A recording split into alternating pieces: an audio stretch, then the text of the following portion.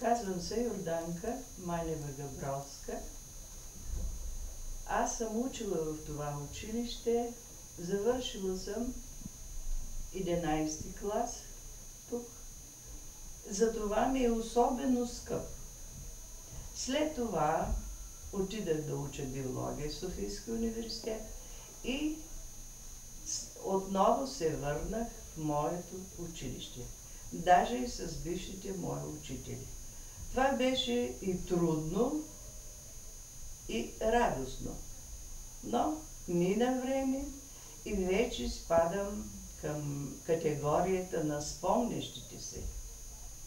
Какво в моя живот е най-скъпо? Кои дни са ми най-впечатляващи? Това е 15 септември и 24 май. Защо 15 септември? Хубаво начало. С нови надежди, с нови идеи. На този ден си спомням, винаги едно и също се повтаряше, но с голямо вълнение сме го очаквали аз, децата и всички мои колеги. Учениците са строени на пласа пред училище, весела гълчава, музика, посрещаме знамената, но моят поглед винаги се е отправил към малките осмокласници, които бяха всяка година нови за мен. Какви ли ще бъдат, съм си мислила. Колко ли пакости ще създадат и колко трудности ще изпитаме.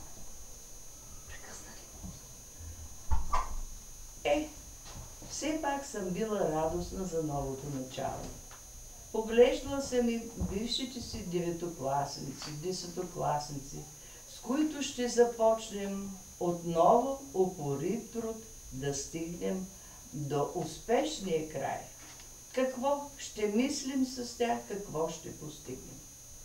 Но най-много съм се вълнувала, след като изпратим училищните знамена, бие камбанката и започват да пристигат малките първокласници, водени от каките и батковците с цветя за първата тяхна учителка. Макар никой път да не съм предавал на малки ученици, но този момент е бил винаги много скъп за мен. Усмихнати, весели, влизат и чакат какво ще стане. Дано всички родители да са много щастливи в този ден, всяка година, всеки ден от живота си. Другия ден, 24 май, за мен малко се повтаряха нещата. Отново ритуала на посрещане и изпращане на училищните знамена. Това е ден, когато целият български народ чества този ден. Ден на българската култура, писменост. А за нас свещен ден, защото особено на всеки от нас е бил скъп. Още повече след време започваме да го ценим, както в случая сега, когато говоря пред вас. Това е ден, когато с радост си отчита човек какво е постигнал със своите ученици. Но знаете ли, освен радост, в този ден ми е било винаги и много тъжно. Особено в онзи момент, когато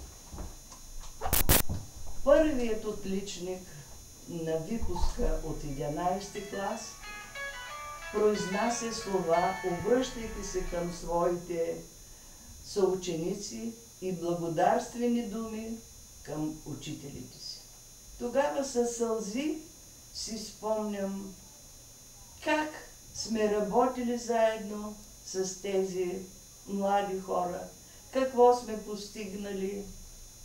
И разбира се, тъгата е още по-малко. Те си отиват. няма да бъдат вече в клас. Няма да ги виждам усмихнати, вглъбени в това, което се говори, коментира. И си казвам, трябва да постигнат още повече. Затова този ден е и радост, и мъка. След време се срещам нерядко с тях. И да ви кажа, че това са много щастливите моменти в моя живот. Защо ли? Защото всеки споделя какво е завършил, какво работи, какво е постигнал в работата, какво представлява неговия личен живот. И изпитвам едно голямо удовлетворение, защото тези млади хора са постигнали много. Желая го на всички да го постигат. Всеки учител смята своите ученици почти за свои деца. Зато и този момент е радостен и тъжен. Тук искам да се обърна и към моите колеги, които се занимават с бъдещето на нацията, с младите хора. Най-много ми са тежали в моята работа закостенели канони, които трябва да спазвам. Не ги спазвайте. Гледайте тайно да ги заобикалите. Ще ви оценят. Това изисква много работа, много труд, но всеки учител винаги е всеотдаен. Когато намира сред учениците желание за повече знание, той е готов да даде повече. Желая на всички колеги да са много здрави, търпеливи, радостни от своя труд, да бъдат оценявани много добре. Защото, как да кажа, не получиш ли стимул за своя труд, той остава затворен само в твоето сърце. Винаги съм вярвала в труда на учителя, в младите хора. Младите хора носят жизненост, нови идеи, нови способи в ежедневието, в работата, в отношенията към хората. Учителите може би са най-лесно приспособимите хора. И сигурно за това те винаги вървят успоредно с младите хора. Желая на всички млади хора да бъдат много трудолюбиви, любознателни и най-вече с будна съвест. Тя ще им даде щастие. Много благодаря на всички колеги, които и сега ме слушат и се грижат толкова много за младежта, за бъдещето на нашия хубав народ.